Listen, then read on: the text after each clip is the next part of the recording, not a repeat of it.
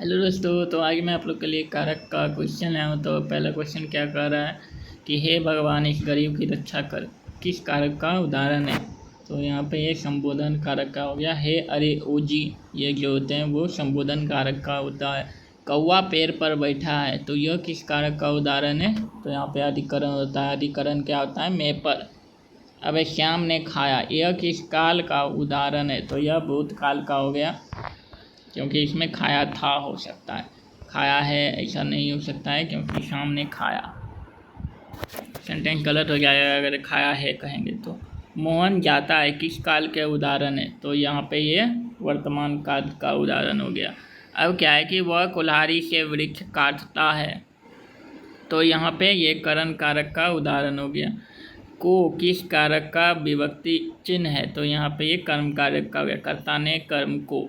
अब क्या है कि वृक्ष पर पक्षी बैठे हैं, इस वाक्य में पर कौन सा कारक है। तो यहाँ पे हो गया अधिकरण। अधिकरण में पर होता है। गरीबों को वस्त्र दो वाक्य में कारक है, तो यहाँ पे ये कर्म कारक हो गया, कर्ता ने कर्म को, इसीलिए यहाँ पे कर्म कारक हो गया। अब है लोग सांपों से बहुत डरते हैं, रेखांकित कारक का नाम बताइए। तो यह क्या होगा, करण कारक होगा, कर्ता ने कर्म को करण से।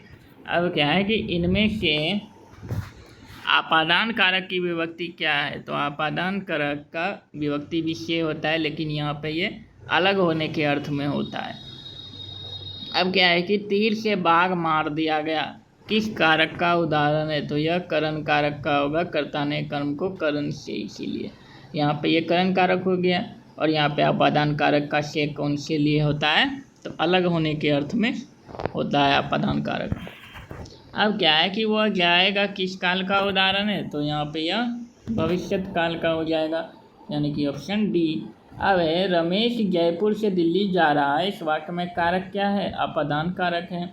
उत्तम पुरुष बहुवचन संबंध कारक है, तो यहाँ पे मेरा हो जाएगा। इसका सारा जीवन मनुष्य सेवा में बीत गया, रेखांकित कारक का नाम क्या होगा। तो यहाँ पे संबंध कारक हो जाएगा। हे प्रभु मेरी इच्छा पूर्ण करो, यह वाक्य किस कारक का उदाहरण है। तो यहाँ पे एक संबोधन कारक हो गया। कारक के कितने भेद होते हैं, तो कारक के 8 भेद होते हैं। अब क्या है कि किस वाक्य में आपादान कारक है। तो यहाँ पे हिमालय से गंगा निकलती है, यानी कि ये अलग होने के अर्थ में है, इसीलिए यहाँ पे आपादान कारक हो गया। मेरी माँ से चला नहीं जाता, रेखांकित कारक का नाम क्या होगा। तो यहाँ पे कर्ता कारक हो जाएगा। के लिए किस कारक का चिन्ह है। तो यहाँ पे संप्रदान हो जाएगा, कर्ता ने कर्म को करण से, संप्रदान काके की, संप्रदान को के लिए होता है, संप्रदान को के लिए, तो यहाँ पे ये संप्रदान हो जाएगा। अब है मेरे घर से आपका घर 5 किलोमीटर दूर है, इस वाक्य में घर में कौन सा कारक है। तो यहाँ पे आपादान कारक हो गया। रमा पर बहुत कर्ज है, रेखांकित कारक का नाम क्या होगा। तो अधिकरण में पर हो गया। वृक्ष से पत्ते गिरते हैं, तो अलग होने के हर अर्थ में है, तो आपादान कारक हो गया। गीता को तेज बुखार है, तो कर्ता ने कर्म को, तो यहाँ पे कर्ता कारक हो जाएगा। अब यहाँ पे देखिए क्या है कि वह घर से बाहर गया, वह घर से बाहर गया, इस वाक्य में कौन सा कारक है। तो यहाँ पे आपादान कारक हो जाएगा।